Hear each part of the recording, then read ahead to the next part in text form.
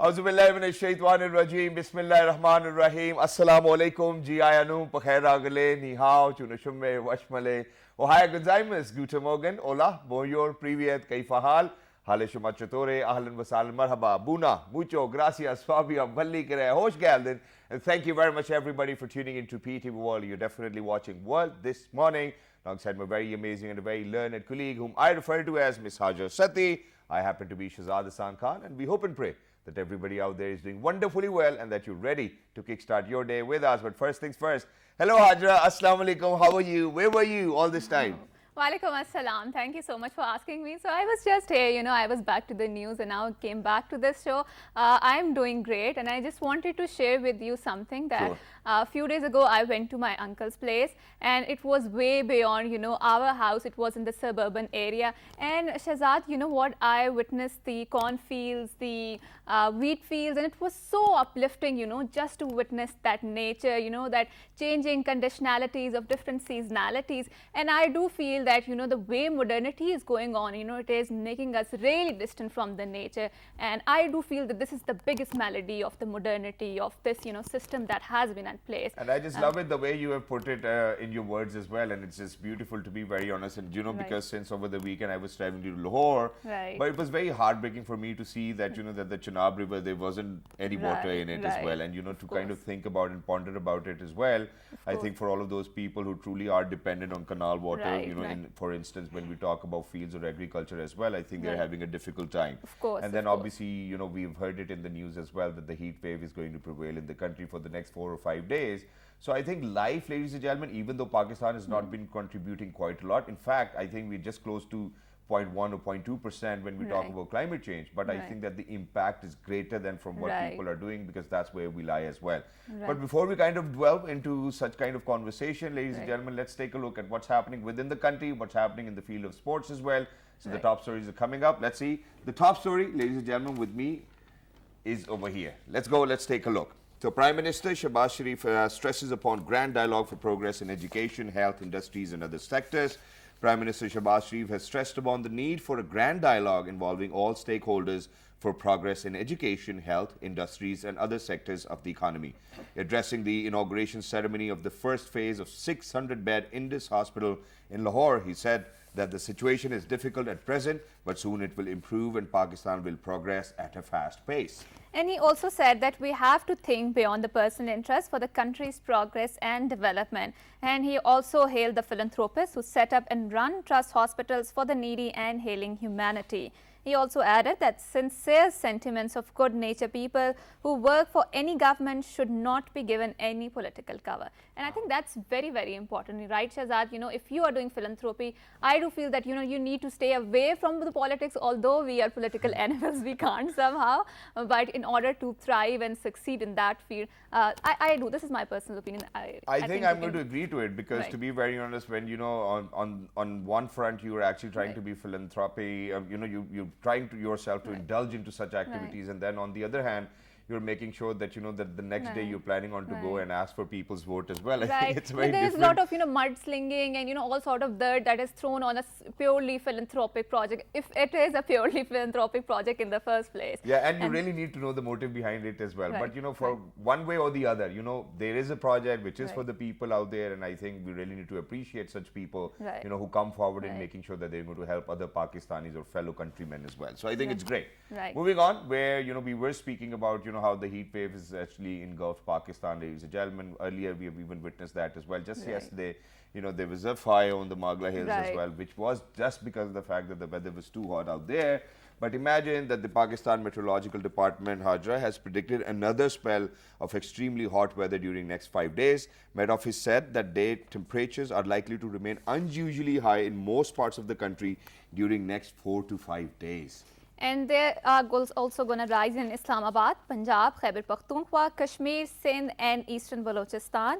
And also Pakistan Met Department prediction on weather condition, they're saying that again temperatures are going to likely increase in the next 4 to 5 days. And heat wave conditions, will prevail in Islamabad, Punjab, Khyber Pakhtunkhwa, Kashmir, Sindh and Eastern Balochistan in coming week, owing to significant rise in the temperature above normal, which is why public is also advised to avoid unnecessary exposure to sunlight. And over here, yes, obviously we do not have that habit of putting on sunscreens and making sure that we're going to protect ourselves. If we are to be out there, we will more likely to be out there as well. But imagine, ladies and gentlemen, that heat stroke is actually a problem, and it can actually cause a bigger problem to you too as well if you're not going to protect yourself. Make sure that you keep yourself hydrated as well. Right. And with that, let's move on to the world of sports. It's a good news because Sri Lankan women cricket team was visiting Pakistan, and imagine, so it was the first three T20s. Pakistani women cricket team whitewashed them, but towards the last three ODIs, Pakistan yet again was victorious. So we really need to kind of congratulate them for them performing so well as well. Pakistan women clinched the series 2-1. Batting first, Sri Lanka women scored 260 runs for the loss of 7 wickets in the allotted 50 overs. Shamari Atapattu scored a brilliant century on 85 balls by hitting 13 fours and a 6, who happens to be the captain of the Sri Lankan women cricket team as well. Harshita Madhavi made 75 runs for Pakistan. Anam Amin and Fatima Sana bagged 2 wickets, while Umaima Suhail got 1 wicket. Okay, and in response to Sri Lanka's 260, Pakistan was all out on 167 runs in 41.4 overs. Alia Riaz scored her 4th century, while Umaima Suhail scored 40 runs. For Sri Lanka, Chamara Atapathy and Oshadi got 2, while Kafida Dilhari bagged 1 wicket. And that's amazing, how cricket is thriving in our country. And especially, I think Shahzad can very passionately speak on that because he's a very sports enthusiast and specifically cricket enthusiast, right, Shahzad? Exactly. I mean, it's not just cricket. It's just that I do a show on cricket with such amazing legendary figures like Shoaib Akhtar and Rashid Latif as well. But other than that, I've played polo myself. I played basketball. I've loved swimming. Every now and then I'll go swimming as well. And I love gymming too as well. So, whatever way of sport, ladies and gentlemen, you want to adopt for your life, I think that's wonderful. But now let's come down to a very serious topic today on a Monday, on the start of the week as well, because we certainly want to raise awareness about it. And I'm very lucky and I'm glad that the people who have joined us for such kind of conversation are worthy to be over here, alhamdulillah. In fact, just last night when I was reading their profiles, I was like, yeah, whether I should be in front of them or not. So, alhamdulillah, we're lucky that we have such talented, amazing, knowledgeable, educated people over here who can actually drive us towards where we want the direction of the country. But when it comes down to environment, we really need to talk about contributors. We really need to talk about those macro challenges we face.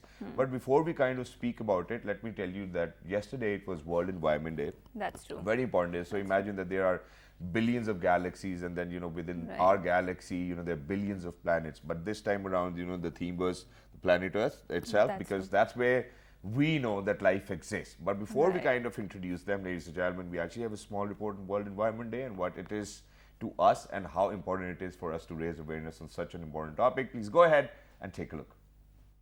On World Environment Day, we all need a reckoning. Climate change is a challenge that spares no country, but Pakistan is on the front lines of a global climate emergency. We need to understand that Pakistan and the world is facing a triple planetary crisis of climate change, biodiversity loss, and pollution. Pakistan has faced the warmest months on record since 1961, with temperatures ranging from 3 to 6 degrees warmer than normal. We had a harsh and lengthy heat wave with no spring. Our country faces forest fires every day during a dry, hot fire season. There's no rain and the winds are strong. The country has also faced down the glacial lake outburst flood event that happened in Shishpur recently. These are all the long-term effects of climate change. We must work at home to conserve our water and stop polluting the sea, the air, and our soil. Pakistan must act to save its resources as much as possible. We need to save the Indus River as it is the lifeline to our food, environment, and economy. Otherwise, we will transition from a water-stressed country to a water-scarce one by 2025. Our biodiversity, including our forests, all animals, and all plant species, are a national treasure. We all share the same nature. Let us preserve it as well. We need to carry out climate action for the future we need to protect and preserve. Pakistan is not a big polluter on the global stage. In fact, our emissions account for just less than 1% of global emissions. But whomever has created this climate crisis We need to take charge of our own country and of our own future because it is at risk. If nature suffers, we do too. We have only one Pakistan and only one planet, and only we can save it. The time to act globally and locally is now. Okay, so as we were talking about the Environment Day and environment degradation, you know that the present system has caused to our planet and it has caused it to fry. So we had some very amazing guests with us. So we have Dr. Naveed Arshad, who happens to be co-director at the Lums Energy Institute. Assalamu alaikum, sir, and thank you so much for coming to our show. Thank you very much for inviting. Right. Thank you very much, sir, for joining us. Wonderful to have you here. Right. And our second esteemed guest is Dr. Mohammad Sabi Anwar, who happens to be Dean School Sciences of Engineering, and he also happens to be from the Lums University, which is a very prestigious university. Thank you so much, sir, and welcome to World This Morning. So thank you very much, sir, first of all, for joining us all the way from Lahore, but let's get started. And so, Dr. Saab, first of all, I think we would like to start from you as well. You know, when we speak about World Environment Day, we really need to highlight the significance of this day. And I've spoken, you know, in my introduction that, you know, we might not be a contributor, but the impact is enormous on our country when we talk about Pakistan itself. So let's get started with how important it is. Yeah, thank you, Shahzad. I think Pakistan has been, you can say the contribution to the world emissions has been minimal. I think less than 1% or even lower. However, our emissions are going up because we have been using more fossil fuels, population is growing. But closer to our, you can say closer to our location, we have a lot of problem air quality. That is something that is really haunting us. And although climate change is a global phenomena, we have to do ways to mitigate it, we have to ways to adapt it. The glaciers are melting, we need to regrow them. In fact, there are methods to do it.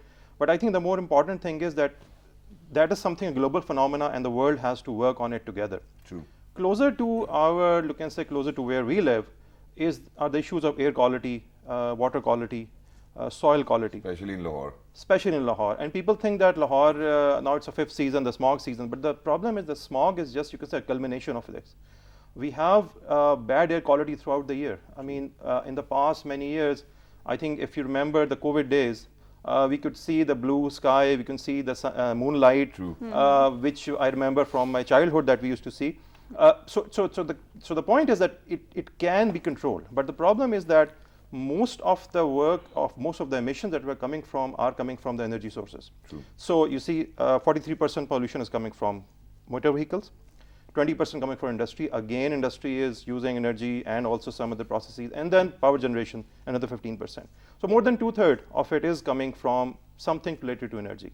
And we need to do it you can say on a war footing, even more than war footing, I would say. It's a calamity, it's a catastrophe. There probably we do not have even verbs to or the adjectives to explain the situation. But the challenge is that we have to do it very quickly. Right. Right. So, sir, as because you are in this field and you must have studied that report on the Intergovernmental Panel of the Climate Change, which says that it is now or never dash to the low carbon energy, right? But there are a lot of people who are skeptics of the climate change, and they say that after every, I think, 2,000 years, Earth releases emissions of the carbon energy, and our oceans have a vast reservoirs of the carbon trapped in it. So it's not actually the human making the climate change, it's actually the climate, the nature which is doing that. So do you agree with proposition? So I think if you look at the literature that's available, the research literature, right, I would say 99% of it supports that it's a human induced thing in the past many years. Okay. And only 1% have kind of say with their hand waving that yes, it has the other factors. So I think when so much people are saying about science of it, then I think we have to agree to them. And then for us, I think the smog season is something, you cannot avoid it. If you are living in the Punjab, you have to see it. And then it's seeing and believing. Which is why I'm going to move on to Dr. Sabi Saab over here as well, because where my amazing colleague said that, that there's enough literature available, but I think there's enough evidence available for us to believe that, it's a man-made disaster too as well. So in addition to that, what Sir said over here, obviously we have seen that COVID came in as a blessing in disguise where, there were clear skies, the air quality was improved, and, we could always feel that, hey, we're breathing fresh air already. But whenever we talk about that, we really need to do it on war footing. Imagine talking about water scarcity, that in 2025 the report says that, you know, we will be water scarce and there might not be enough water for each and every one of us. How do you think that on those war footings, what do you think that we really need to do in terms of making sure that our air quality, our water resources, our agriculture, that we could save the economy of Pakistan? Right. So Dr. Naveed has talked about air quality. I would like to talk about the parallel malady that we are facing, and Sure. that is water quality. 2.1 billion people on the globe at the present don't have access to drinkable water. drinking water. And I think the majority in Pakistan don't have access to drinking water. True. Pakistan is an agrarian economy. 90% of the fresh water in canals and rivers that comes into Pakistan is used for agriculture. So I think there's a nexus between water and food through agriculture. True. And unless we work on war footing to protect and preserve our water resources, I think we're soon heading to a disaster. True. And how do we mitigate this problem? The first thing that we have to understand is that Pakistan's water problems and the water problems in our region, they cannot be looked at in isolation. It's a big laboratory, and the laboratory is itself the Indus water basin, starting from the glaciers. On the planet Earth, after the North and the South Pole, the biggest snow regions are in our northern areas. True. So starting from the glaciers right to the Arabian Sea, this is a unified, holistic, one system, and this system has to be understood, and it can be understood by scientists and engineers, and we need modeling on this large scale, regional and global scale, to understand where does our problem lie, what's the root of our problem. So I think the role of scientists and engineers in tackling this problem is of paramount importance. And the second thing I would like to mention is smart agriculture. Now there are new techniques for agriculture which come with different names, like regenerative agriculture, permaculture, Drip irrigation. and so on. So I think the majority of farmers in Pakistan, they are small landholders. True. Right. So we have to protect them from internal colonization of corporations as well. So how do we safeguard our small farmers? How do we? And the answer lies in smart agriculture, in coming up with technologies and tools that save fertilizer, that save water, and the use of sensors and digital technologies to unravel the agricultural fields about what kind of phenotypes exist, what kind of crop cultivation exists. So I think it's a holistic effort that is needed, and technology has the answer to Right. this. Thank you so much, sir, for saying that. And as I was mentioning the IPCC report, and there are the two hurdles, which they say are in the way of, actually actualizing the climate change policies, which is the fossil fuel industry, their interest, and secondly, the politics that is going on, in actually realizing the climate change policies. And also there's a silver lining here, Shahzad, because in every street, I see 2 to 3 houses that have installed the solar panels on that, right? So, sir, are you cautiously optimistic, especially in Pakistan, when it comes to, the solar energy? Because we are, I think, transitioning from the fossil fuel interest towards the clean energy. Or renewable energy resources. I'm very optimistic about this. I think the mainstay of our energy mix has to come from renewable energy sources. And solar energy, photovoltaics, is one of the prime sources for this energy. You can also have wind energy, tidal energy needs to be explored. But concomitant with this need for investing in solar energy, we need to have tariff support, we need to have tax support, we need to have regulation that supports this photovoltaic economy. But we also need the technological base to produce solar panels in Pakistan. Most of the solar panels that we use in this country, almost all of them, they are imported. Yes. Right. And they have a large import bill. So I think we need to invest in the technology and the devices and the materials to produce solar And panels. it is important, and thank you very much for highlighting and emphasizing upon that as well. But I will come back to where we were talking about our water resources as well. So imagine back in 1990, I think that we got the report that Pakistan is going to be water scarce. In 2005, we went below the line of where they said that, okay, 1,000 cubic, whatever the scale of is, we're only left with 1,017 of that as well. Where the debate is that, hey, what, rather we should have more dams, or rather, we should be okay with flash floods because we need the recharge too as well.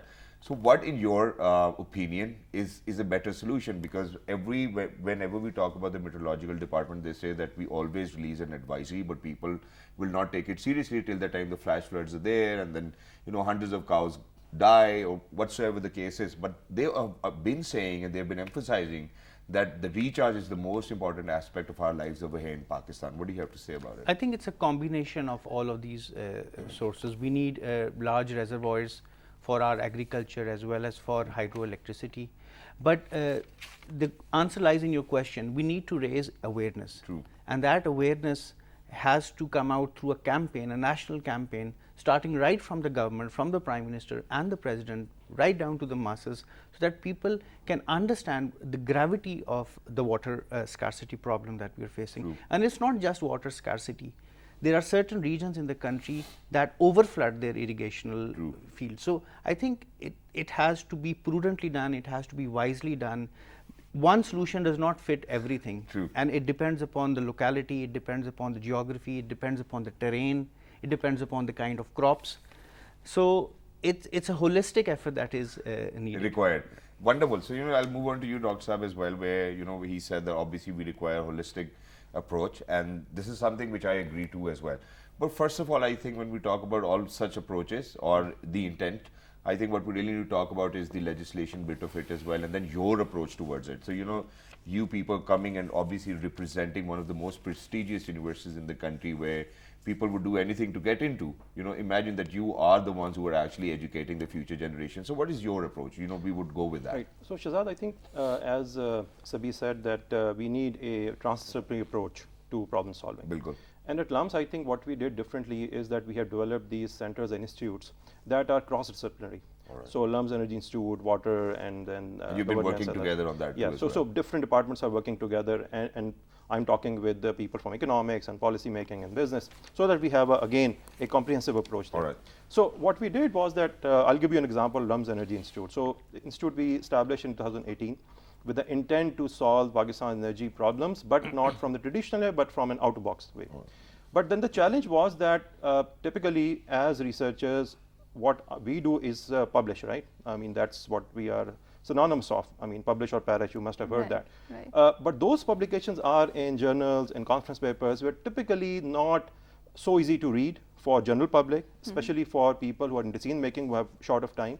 So what we started doing was that we started publishing these Pakistan specific reports, taking a challenge and then trying to address the problem and giving some recommendations to the policy making. All right. Now, what we did differently was that we gathered a lot of data for that, and the data is scarce, but it is available.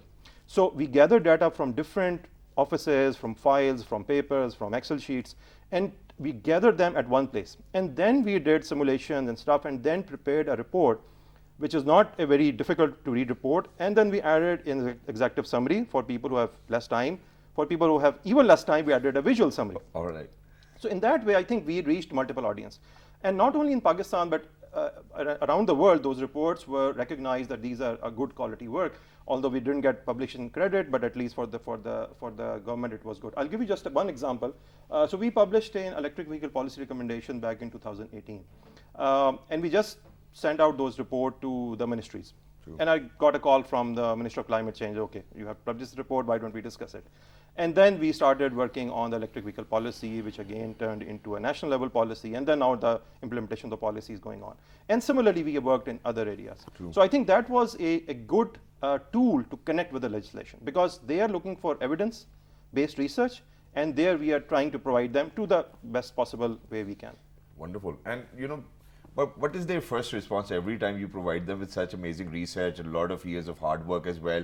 What is the first response you get from them? I think it is as important as we speak about your research. So I think there are champions in every government. All right. There are champions in every ministry. You just have to find the right champion. I like the optimism, and I think it's a great start to the week and day as well. Yeah, you wanted to ask something, Ajay. Right, right. So I wanted to ask, for example, you specified that you have worked in the electric vehicle field.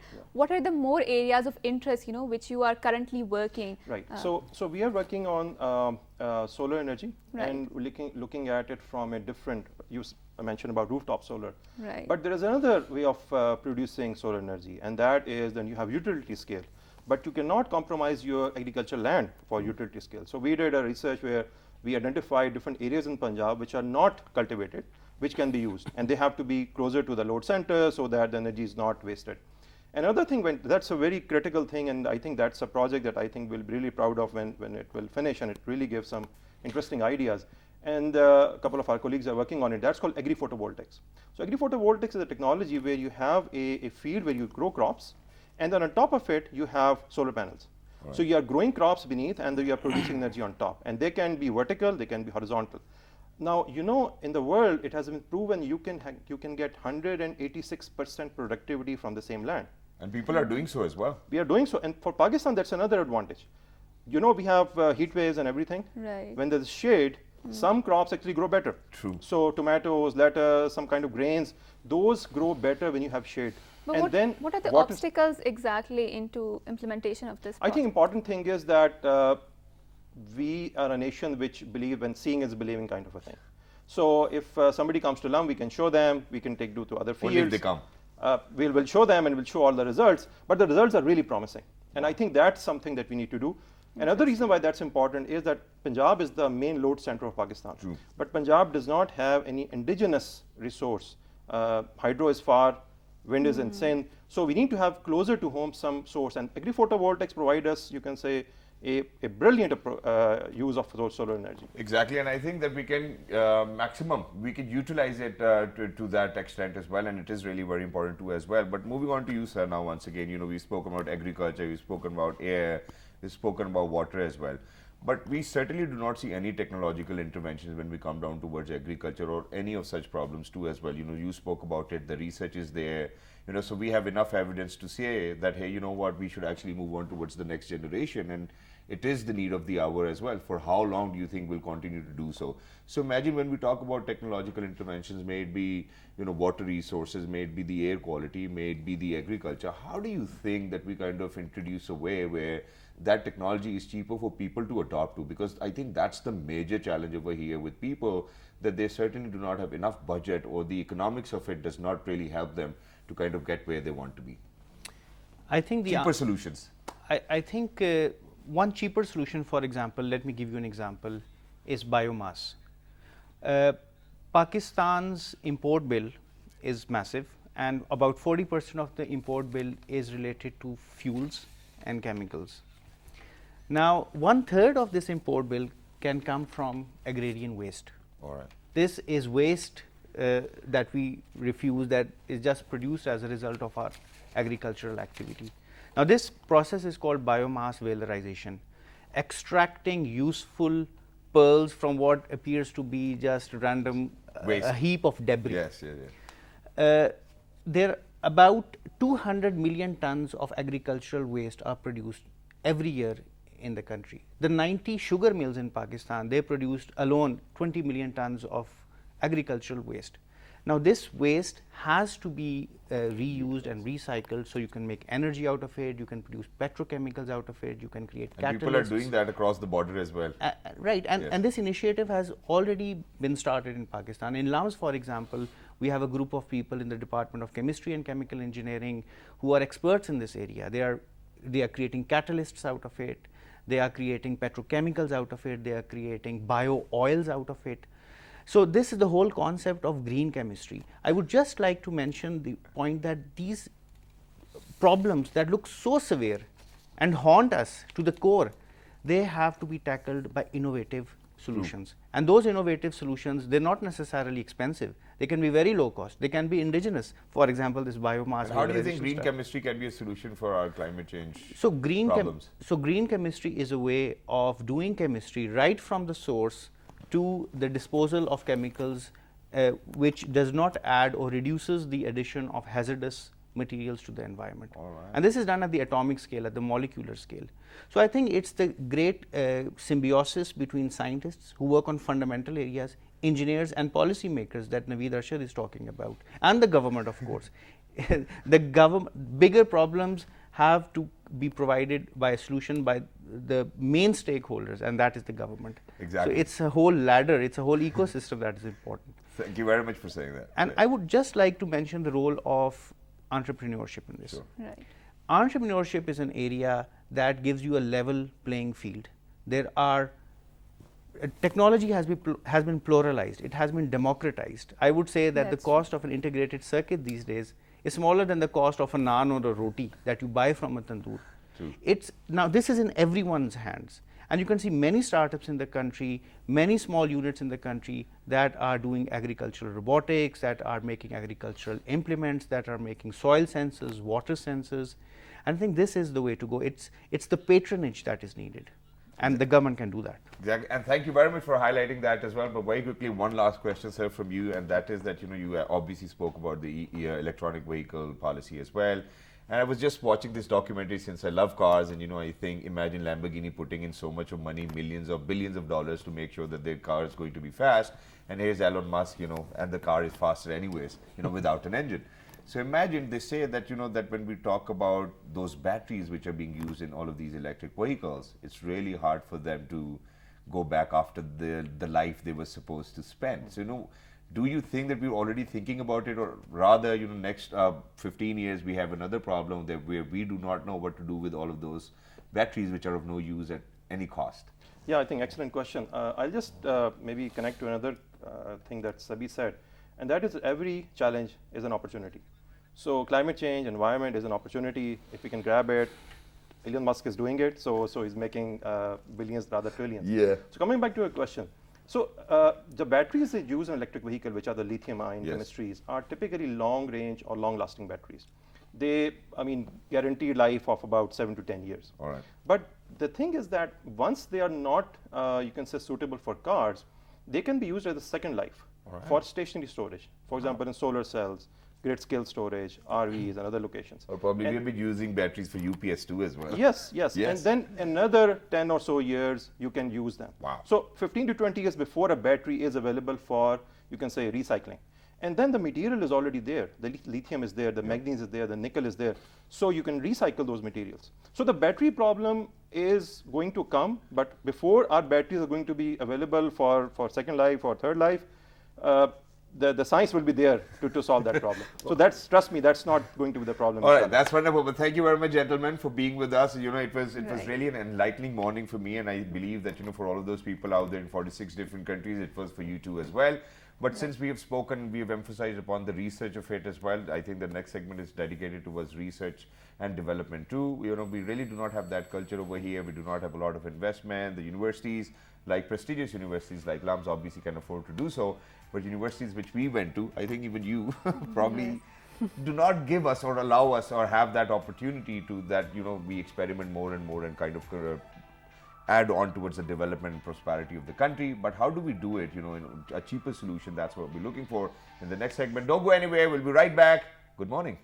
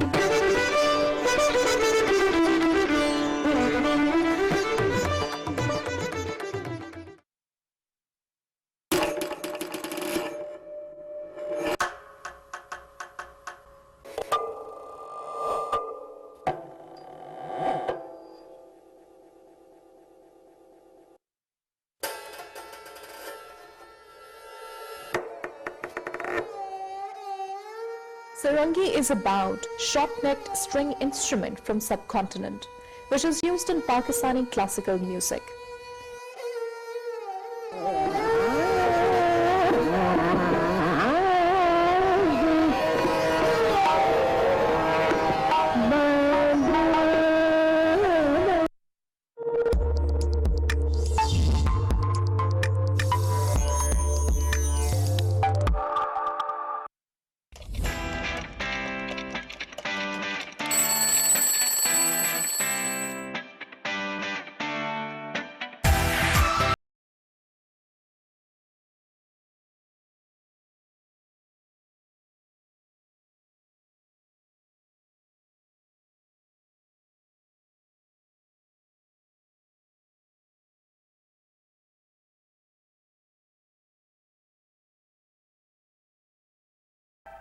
Okay, so welcome back. And earlier on, Shahzad and our entire guests were talking about the how we need to focus on the clean energy, on the green solutions, and on the social entrepreneurship, and of course all this stuff. And I think it's a really hard time that we need to focusing on now, because if we get late, that humanity's best effort to adapt will surely falter in this regard. True. And I also feel that research is very much important. When it comes to the projects you are doing, and when it comes to the knowledge economy, which is so much integral to our society nowadays, for that matter. And I think we have a very worthy and esteemed guest with us who's going to talk upon the research thing. So he happens to be Hassam Tahir, who is a research analyst. Thank you so much, and assalamu alaikum. Wa alaikum assalam. Thank you very much for inviting me. Right. It's a pleasure, and to talk about research, I think that's something which is very close to my heart, and I've always been a believer of research and development in the first place. And then I always think at times that we certainly should have departments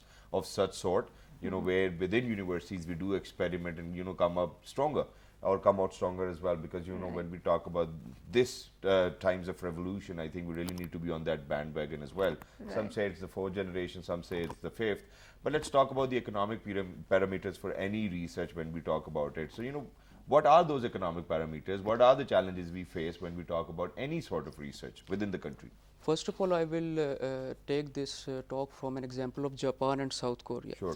Japan and South Korea laid their foundation in 1982, 1983, in these periods. And they invested a lot in research and development sectors, and their economic parameters were directly proportional to research and development sectors. Yeah, you even wrote about Hyundai and Kia and all of these industries. Yes. Now, coming towards those examples also, Samsung is a big power market of South Korea. Kia, Hyundai, similarly Japan have a lot of power markets, economic hubs. Now, how they were established? They were established based on research. You have seen I will give a layman example, that you will observe Samsung new phone would be coming in the market, how that phone is coming in the market, how it is generating the funds, how those things are going. Research, important research are being conducted in their research and development sector, which is a lot of big funded projects. Similarly, you have observed the example of iPhone and those things. Now, coming towards their economic parameters, how these economic parameters are faced and how the bridge has been gapped. Now, coming towards that, if I say that there should be a trust building nature between research and industry. Right. This collaboration and academia as well. Academia as well. Academic is a part of research and everything. Right. Now, there is a top-notch university in South Korea named as KAIST. Samsung opened their innovative center in that university. They funded everything, they gathered the big minds, and then they research on the new things. Now, why they are doing this? And why this thing is not happening in developing nations? This is the main thing. So, there is a gap between trust. That, for example, over here if you observe in research and development sectors, research is being conducted, but there is no practical value of that research. There are no economic reality of that research. Why is that so? Why is that so? Because of environment, because of the guidance. Right. There are two things. The guidance starts from grassroots level, such as when an undergraduate student of STEM field especially comes in the market, he does not know about research, he does not know about the research process, how research is being conducted, how research is being conducted, results are extracted, and how everything is being published in a good impact factor things. Now, what is a good impact factor journal? It is a trust.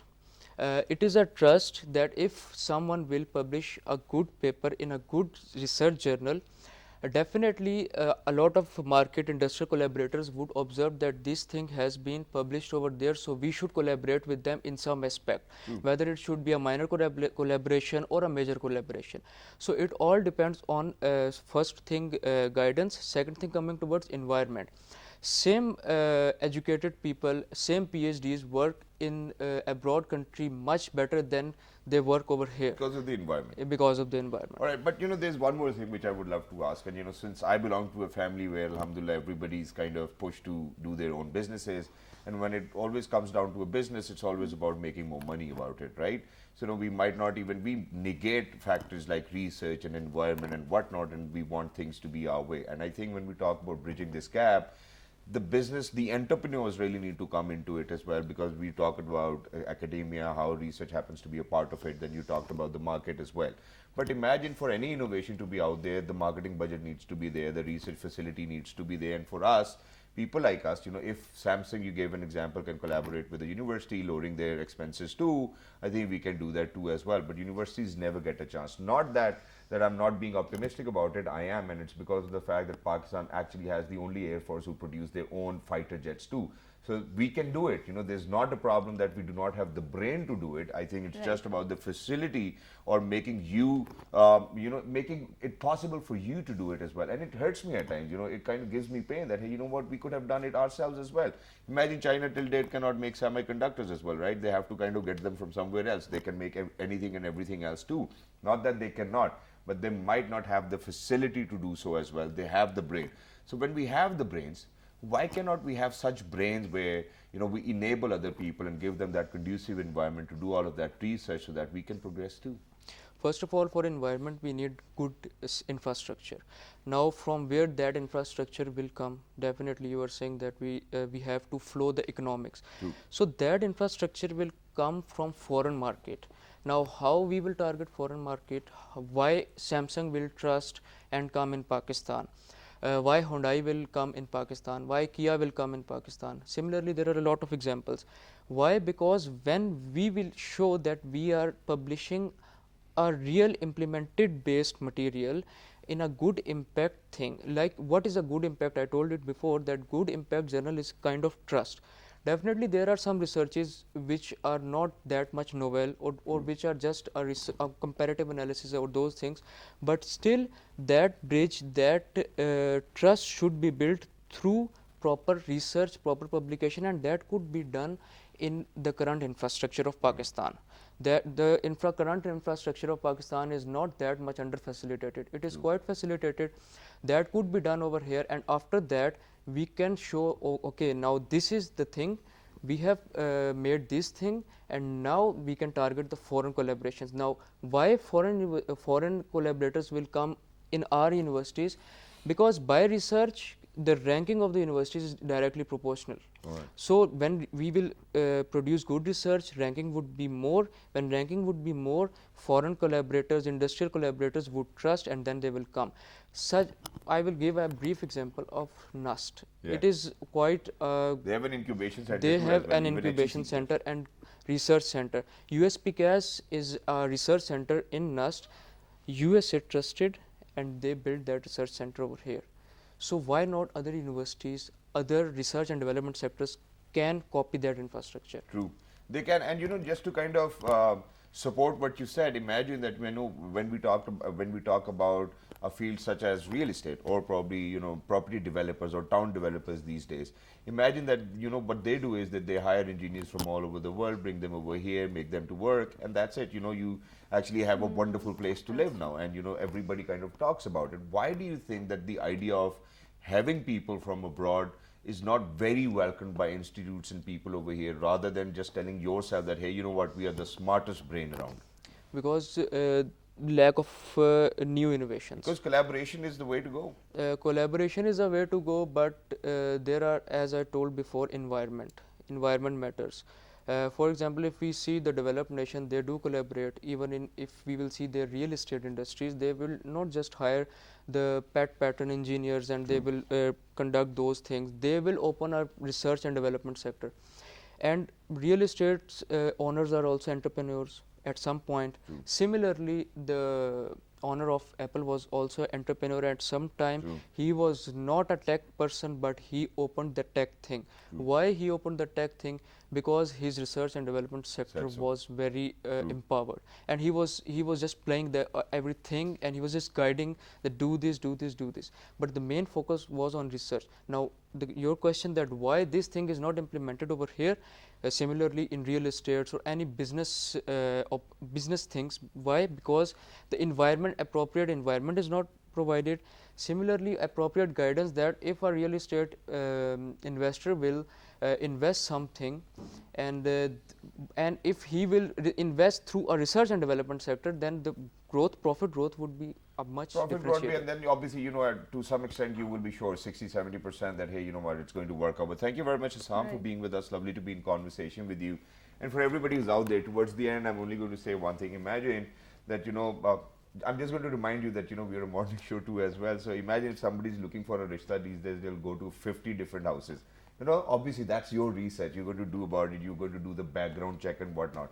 Imagine, but your entire life depends on, sustainability and having, the freedom to do what you want to do in life, but you would never do any bit of research for that. And I don't think that that's a good omen. I think everybody needs to kind of make sure that they put in that hard work which is required, and individually if you're going to do so, I think when collaboration in a holistic environment or a conducive environment will give you that opportunity, you will be able to seize it as well. Right, and thank you so much, for highlighting this, the importance of research. And I also feel that, we will be talking more about the climate change, and our entire conversation will be hinged around this because, Shahzad, when I was researching for this program, I came to know that people from South Asian region, this was a report by the World Economic Forum, and they said that the people from the South Asian region are more likely to believe in the climate science and the climate scientists because we can visibly feel the effects of that, right? With the heat waves going on and the warming that we can feel, especially in the environment too.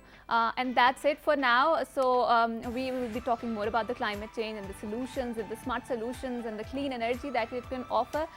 Till that time, Allah Hafiz. Allah Hafiz. Look after yourselves. 1, 2, 3. Good morning.